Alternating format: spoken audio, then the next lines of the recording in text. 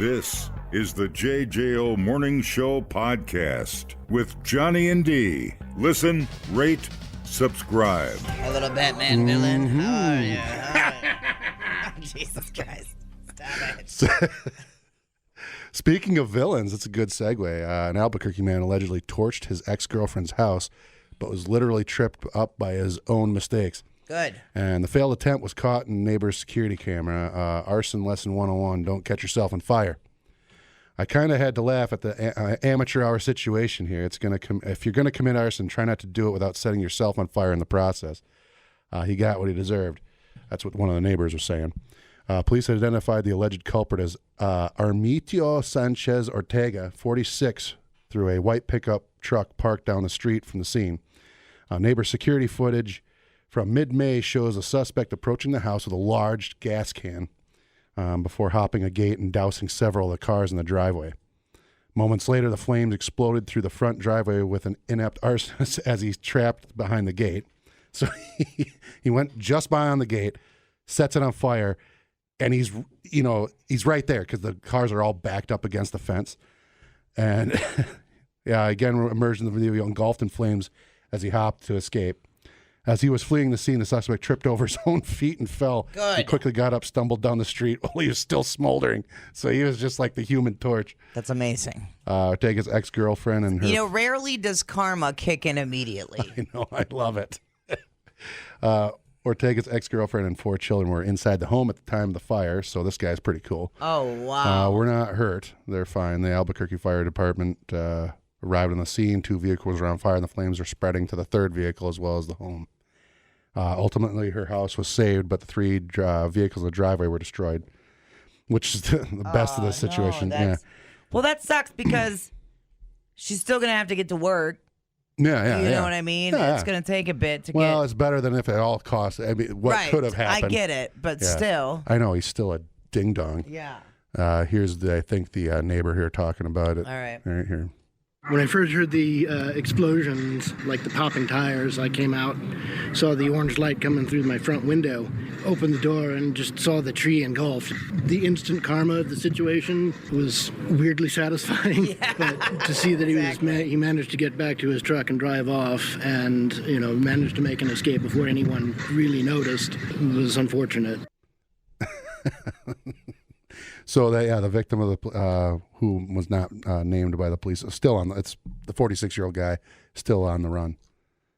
Are you serious? Still on the run. Oh, he's ouchie though. Yeah, he's ouchie. When they find the guy that looks like Freddy Krueger, because he's gonna have infections. Oh, dude, it was pretty good because he was on fire for a bit. Yeah, and that's the funny thing because I was looking to see what they use in the movies. It's not gasoline. No. Right? I think they use like a kerosene type or something. You know how they have that slow, they light it, and then the trail just goes to the, whatever it is to blow up.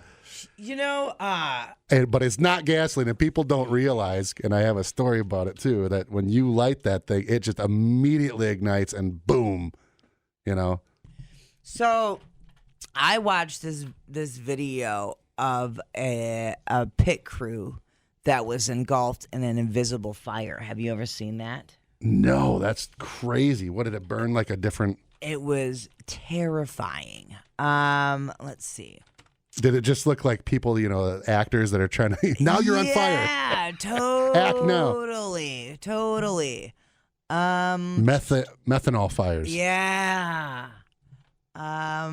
Let's see. Where is it? Dude, I'm trying to watch one of 1981 Indianapolis 500, the Mears Pit Fire. Let's see. I have the video here.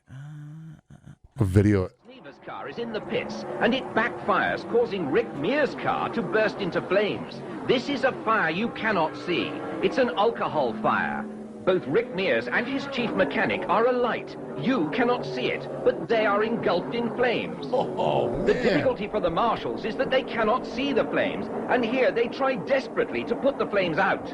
Mears grabs the extinguisher to douse himself, and there the mechanic is leaping up and down. He's burning, and they cannot see it. The marshal's dilemma crazy, is that isn't this it? fire is not visible. Yeah. To compound the problem, behind Mears is a tank containing 200 gallons of highly inflammable fuel. Like, holy crap. We Yeah. still see the marshals desperately trying to put out the flames on the chief mechanic.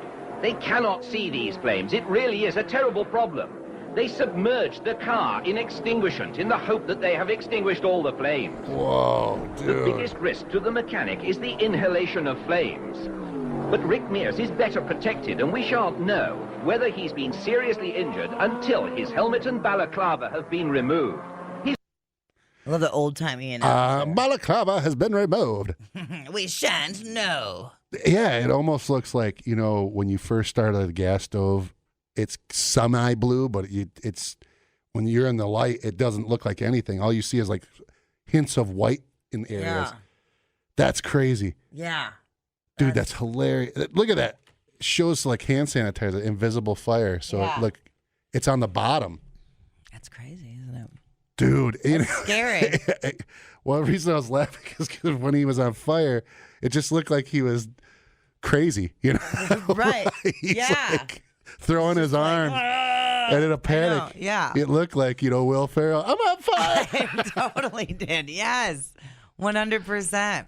I know. Oh my, how scary would that be? Oh, man, that's They're crazy. just running around with extinguishers like, like they don't know who the hell to put out. Yeah, like it's blue, but it looks like you look like Casper the Friendly Ghost. Mm-hmm. But in this case, because of where it was, it looked like nothing. That was cool as hell. Invisible fire. Huh? I never heard of that. Yeah, I know. Yeah, he just had his arms up and he's like panicking. They're like, luckily they knew what it was. Right. Because he would be running around looking like Will Ferrell, like I said. Yeah. Totally insane. Anyway, Wow. yeah, the Mears pit fire. Check that out. Wild video. Man. All right. I accidentally, because this is funny because I was at a horse barn, the same person we talked about yesterday over in Sun Prairie. So we were trying to get rid of this shrub to make like a round pen. Mm-hmm. And we're just going to burn it down and scrape it up, right? So used gasoline and it wasn't lighting. Oh, no. And I had to go quick. And I realized this unnamed person was standing too close. So it's this type of situation. But I kept going. I was like, is everybody ready? Because I was trying to, you can't do the whole, like I said, the little line of fire that slowly goes to it. And kaboom, like in the movies. I had to sit there and I was like, man, this isn't lighting because it was so wet. But finally when it did, all I heard is a whoosh. Yeah. All I saw was orange and bright light. I thought I had died. He burned his back. He's like, ah. Bad juju. It was funny, but you could hear that. Yeah, The and whoosh? my ex-wife saw it. She's like, oh my God, I thought we got hit by a bomb. Yeah. When I was a little kid, see, this is farm kid stuff. My parents just left it. We were feral. It's so ridiculous now that I think about it. So we were camping outside, but not really. We had this blacktop area where we had a basketball kind of court deal. Mm-hmm. And we had our sleeping bags and stuff out there, and we had a fire going. And they just gave us a can of gasoline to put on there. Oh, God. I know. And I was like, God, I was not old enough to be out there with a can of friggin' gasoline. And yeah, that happened, and I put too much on it, and it was just like a whoosh. And Yeah. And I remember having that sleeping bag, that part of it was melted for years afterwards. Yeah, gas does a whoosh. I think, what is it? Lighter fluid has a little bit more of a slow. Right. I mean, if Well, you it squirt helps it, that it's, it- yeah. totally. Yeah, but it's not as bad. Right. And I wonder why, because they must dilute the, must be a diluted form. We're scientists. Yeah, what is that? You taking some of that up there? I don't think so, because I don't think we can have fires. What are you going to do? I don't know. You're just, at night, you're just going to sit there and no campfire? I You don't can't? think you can. I'll have to double check. Because horses do not like fires. Because they're natural, they're flight animals. Well, I get it. So they're going to want to run, and they're in a strange place already. So I don't think you want to agitate them anymore. You know, if I've ever watched movies and if, I'm going by that. Right. They should be just fine. I've watched Arnold Schwarzenegger run a horse off of a building. You're stupid. People, relax. What a complete waste We are killing it online. Have you guys checked the comments? of cyberspace. Smoke That Skin Wagon says, you guys are killing it. The JJO Morning Show Podcast. We're internet sensations. Johnny and D, nowhere but JJO. An entire 30-foot playground structure was stolen in Jacksonville, Florida on Monday. It was taken from, as if that wasn't bad enough, it was taken from an organization that works with autistic children. I hope you're happy, you asshole. When you said that, the first thing I thought of was like in the cartoons, like a bunch of ants, all these dudes just lifting it up and Right. running away with this giant structure. Yeah, totally. Here is the executive director, Melissa Kramer, talking about the theft. Come on, Melissa. The girls were shocked. A couple of them got here before me, and they were like, Melissa, what are you doing with the playground? It was just gone. I don't know how you take a 30-foot playground. They took the swings, they took the slide, they took the monkey bar, like everything. It's just gone. It's really bizarre. Yeah. Oh, okay. So it's one of the. Playground was there one day and gone the next. The staff at Growing Together Behavioral Center, a school for children with autism, say that their playground was stolen in the middle of the night. On Your Side, Zach Wilcox spoke with the executive director about the startling discovery. Growing Together Behavioral Center had just finished installing its playground at its new location along Art Museum Drive. And when the staff came in to start the new week, all that was left of that playground was the studs in the ground. Dude. The girls were shocked. A couple of them got here before me, and they were like, So that's what we just heard. They had the studs. I mean, they were rebarred into the ground. Yeah. There was tape up on the security cameras, strips of pink tape, about 3:30 in the morning. I mean, it's just gone. So it looks, and if you picture, it's one of those. Like a rainbow system. Yeah. It has the 3 swings, the tire swing underneath, and it has like the little, with the green slide. That it's kind of the common one that you see all over the place in people's yards. So someone decided to. It's about $12,000 for mulch for the new playground and the new system. So because that's $5. They had it in a parking lot. Yeah, which is. Duval County is Get out of here. What happened? Stupid autoplay.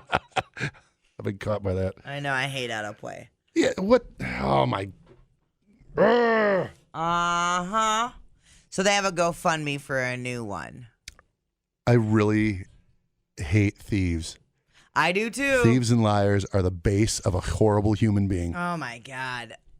Well, because people work hard for stuff. Yeah, and that's what every time I think of a thief, it's just the most disrespectful, self-centered. You can't have it. I want it. Yeah, it's just the most despicable, damn trait in a human being. I know, and I feel like it has to be if you're stealing something. And maybe I'm wrong on this. I don't know. You have to be somebody that hasn't worked hard. Right. Because it's hard for me to believe that you have worked hard for stuff. Because if you have, then you understand. Yeah. Right? And there's no way you could, and maybe I'm wrong, like I said. Well. But then you understand what goes into, the hard work that it takes to make the money and looking forward and saving up. See, somebody can think getting something. Somebody could think that, but the problem is, it's not just that. It's the fact that they're disrespectful. They don't care about anybody else than themselves. I know. That's where even if they worked hard, right, they still just don't care. It's just a default setting of crap, right, of not respecting anybody else. Garbage. And how are you going to make somebody if they're down on their luck or anything, They have nothing to lose. They're not going to care about anybody else. So, and then there's you know, they have like enhancers for crimes. Yeah. So like that's what's happening here. There's a few enhancers. So you already have a thief, right? Which sucks. But then they're taking from kids. So there's an enhancer there. And then they're autistic kids.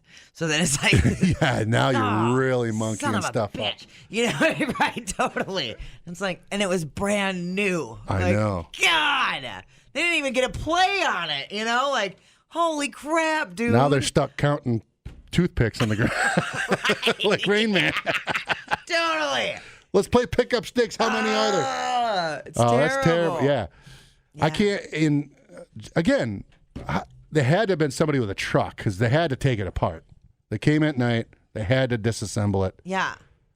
And then because that's a lot. And what kind of turd are you that hangs out and you're like, man, that autistic school got a new playground. I've been eyeballing it up. Let's go grab that. And another good. Because it had to be more than one person, right? Yeah.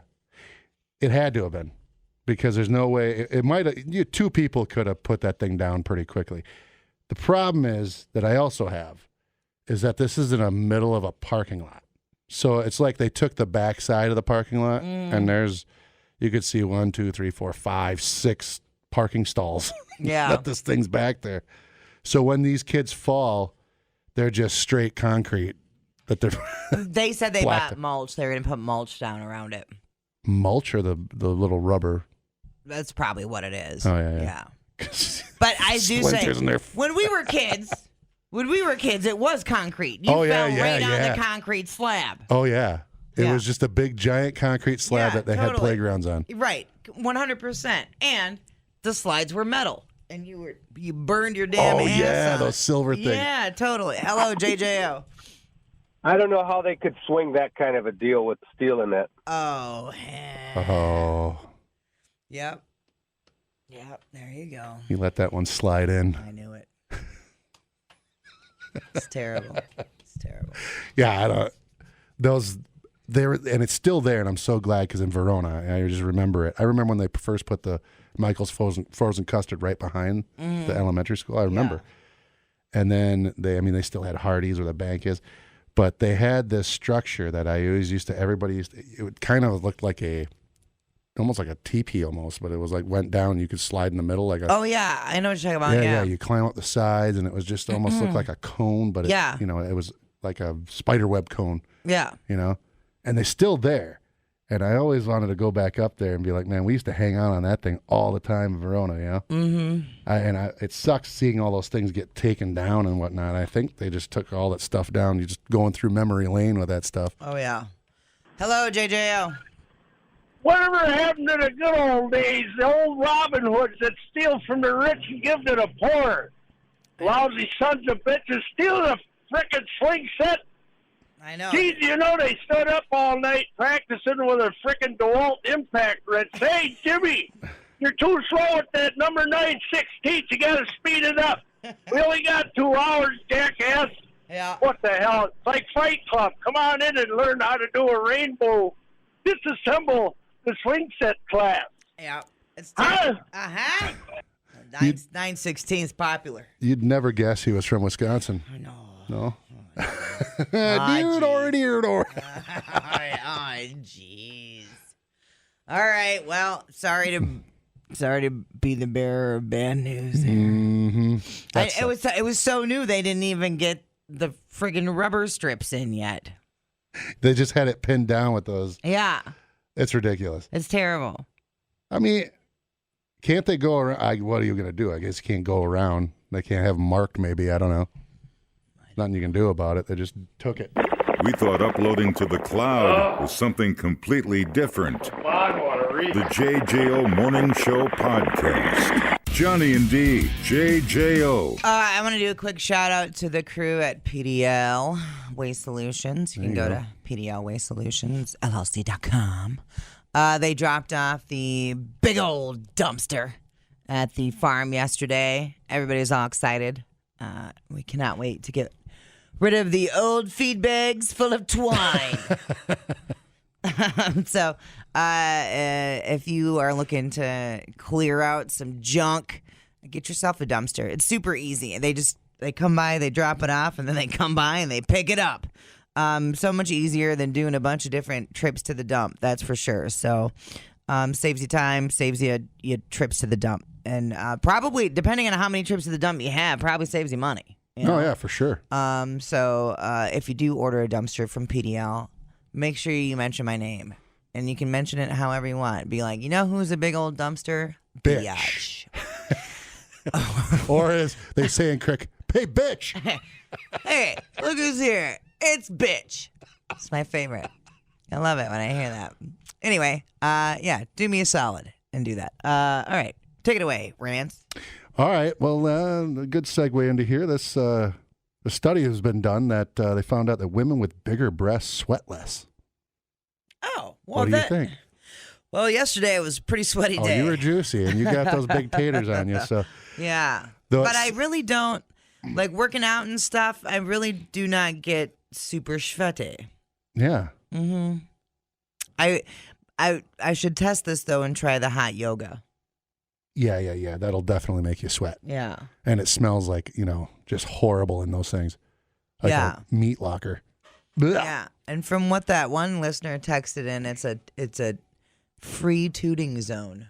Yeah, that's right. You're just sitting there. Everybody just toots away. I couldn't stop. I wouldn't be able to stop. I'd laugh the entire time. Yo, man, just all these free... I would have to go alone. Middle-aged women just pooting all over the place. Yeah, I couldn't go with a friend because as soon as we made eye contact, it would be over. Yeah. So, though it seems counterintuitive, research has found that women with larger busts actually sweat less than most with less endowed chest. Weird. Historically, it is believed that the bigger the bust, the more sweat. But scientists at the University of Southampton have uncovered that the long-believed adage might be just more than myth, finding that it was valuable implications for our understanding of sweat management requires of a sports bra, a study author wrote.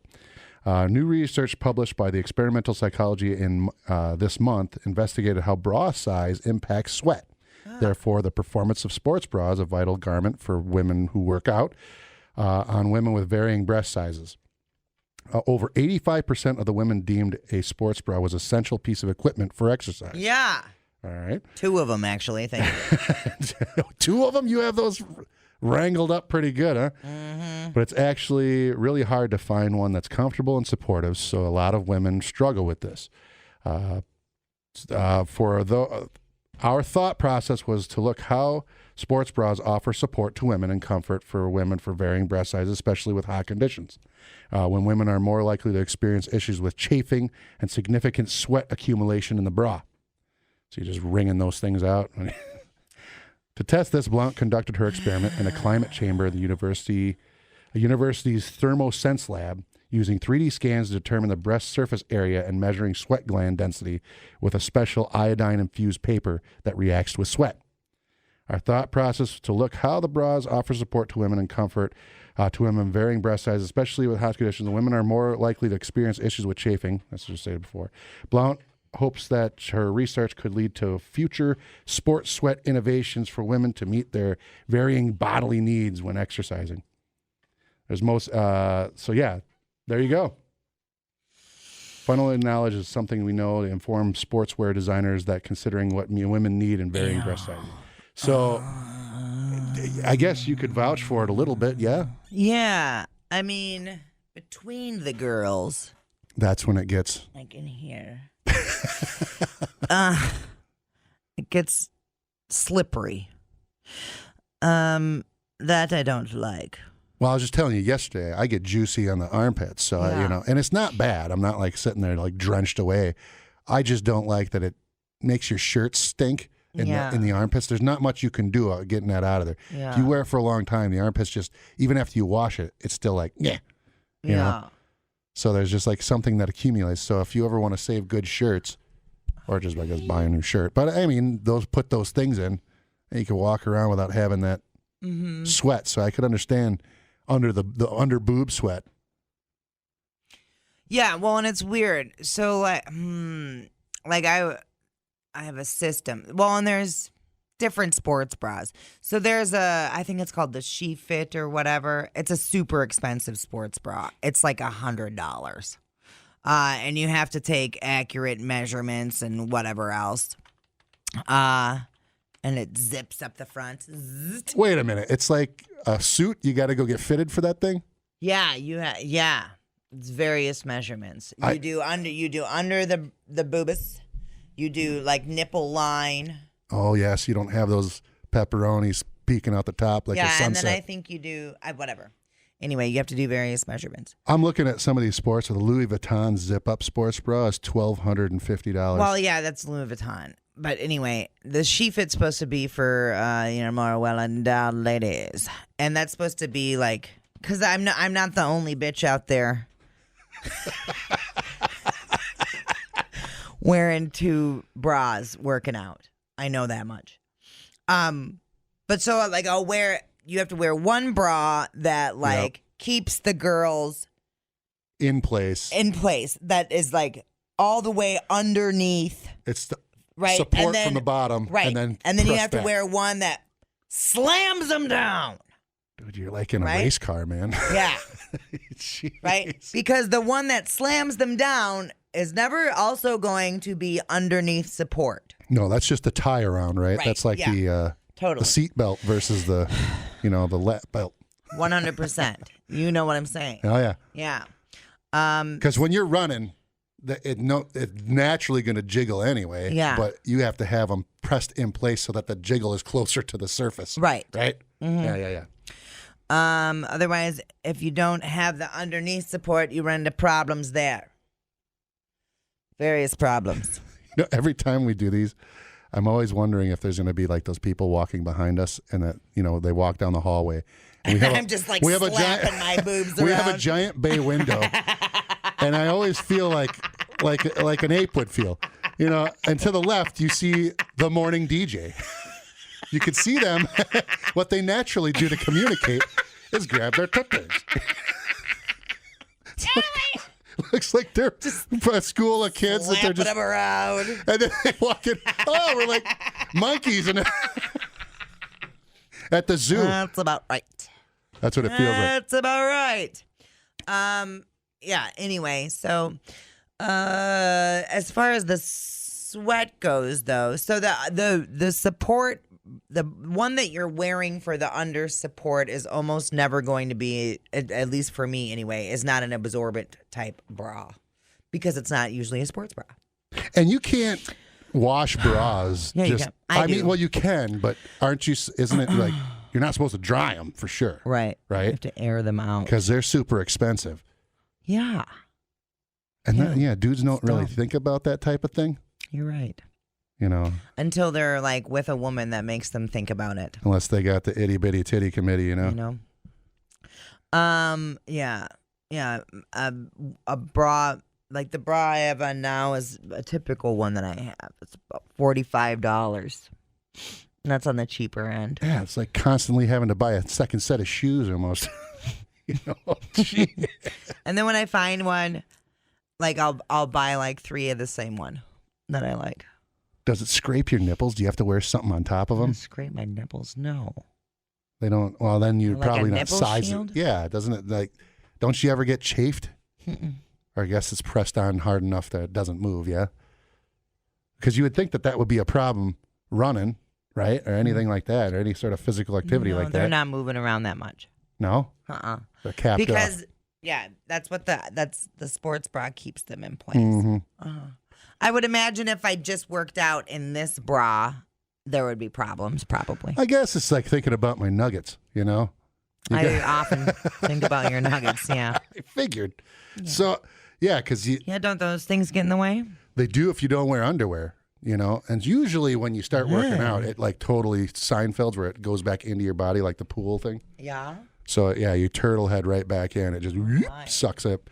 Everything comes back into a package because it feels like, I would think it was like everything sucks up.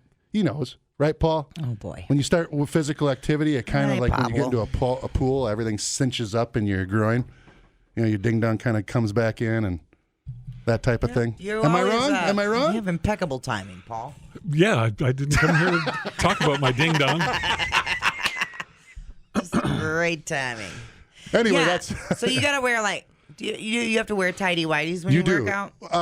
For sure. Otherwise, if you're running or anything like that, like I said, your body naturally wants to come in and keep things away from getting eaten or whatever it is. Yeah. That old like probably evolutionary type Right. situation. But you have to keep it cinched up with like the tighter underwear, especially if you're doing any sort of like running or anything like that. But Yeah. otherwise, if I'm just gonna do like curls and stuff like that, and I'm not gonna, you can free ball it then. Yeah. But otherwise, you got to keep those puppies locked away. Yeah. Like burpees is when you really gotta. Oh yeah, anything like that, or anything with like the movement, they'll flop The around. Nike sports bra is the one that really like. I mean, you get hella uniboob with that thing because it's just. You just good, just like one dome. Yeah, that's the one. If you're doing burpees or anything like that, that's the Nike sports bra day for sure. Nike's got it handled in. They have it locked down. Yeah, I mean, you can't take any real big deep breaths in the sucking thing, but man.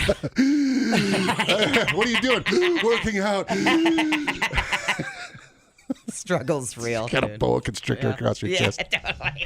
The JJO Morning Show podcast with Johnny and D. Listen, rate, subscribe. Catch a new show every Monday through Friday, 6 till 10 a.m. on 94.1 JJO or streaming anywhere in the JJO app. Johnny and D, nowhere but JJO.